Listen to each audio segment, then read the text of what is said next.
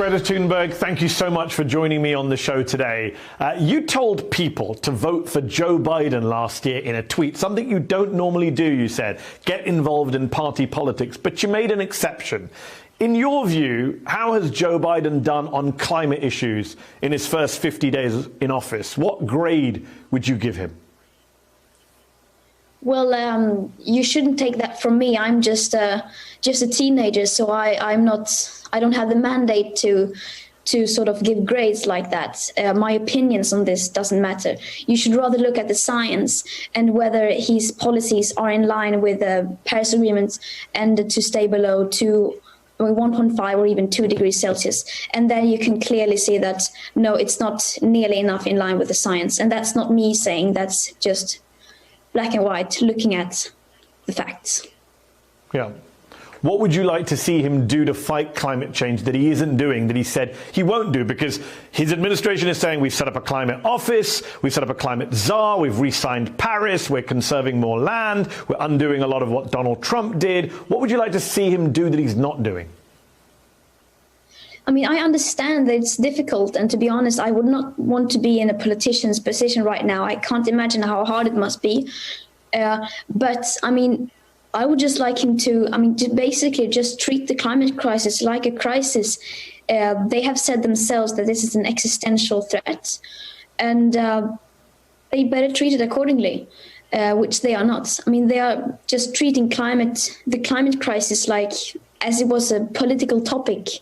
Among other topics, and treat it as a crisis.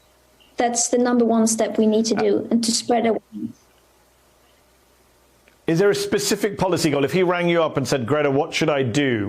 What I can wave a presidential magic wand, executive order. What should I do that I'm not? What would you say to him? Well, nothing, because that's not democratic.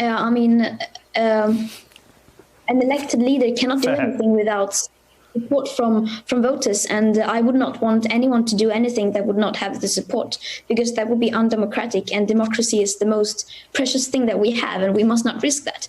So what we need now is to raise awareness and to create public opinion to treat the crisis like a crisis, because if people are not aware of the crisis that we face, of course they won't put pressure on the elected leaders. So I would just tell him to tell the situation as it is.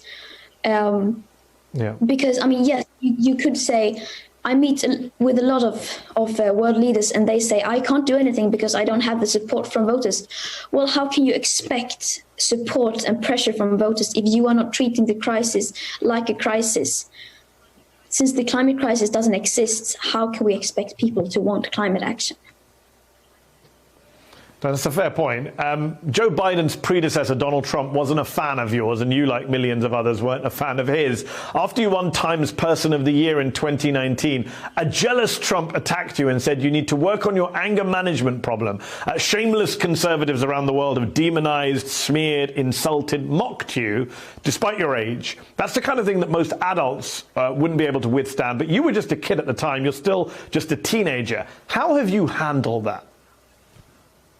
Well, I mean, to be honest, I just find it hilarious. You need to be able to laugh at these things, because it is hilarious to see people like that, such powerful people, go after you.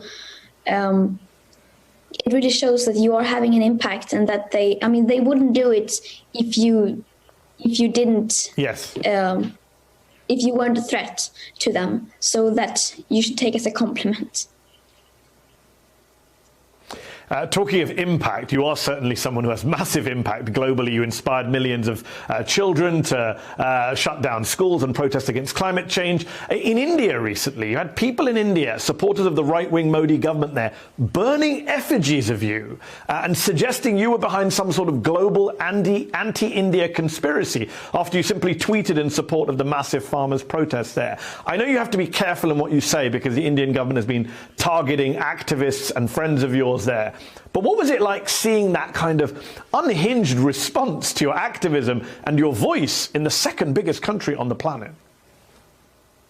Well, I mean, for me, it wasn't, I wasn't risking anything, because I'm fortunate enough to live in a part of the world where I can use my voice, and where I have complete freedom of speech and where I have the right to peaceful protest.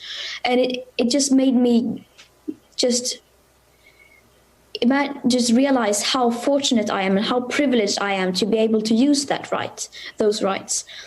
And it really puts things in another perspective, because we take these things for granted. And in so many parts of the world, people risk their freedom or even their lives just for using these rights, these basic fundamental human rights.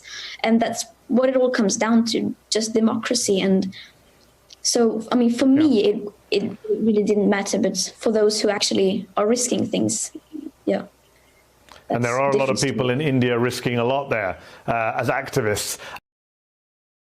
Hey, thanks for watching our YouTube channel. You should know that you can follow today's top stories and breaking news and catch up on your favorite MSNBC shows all in one place. Download the NBC News app today.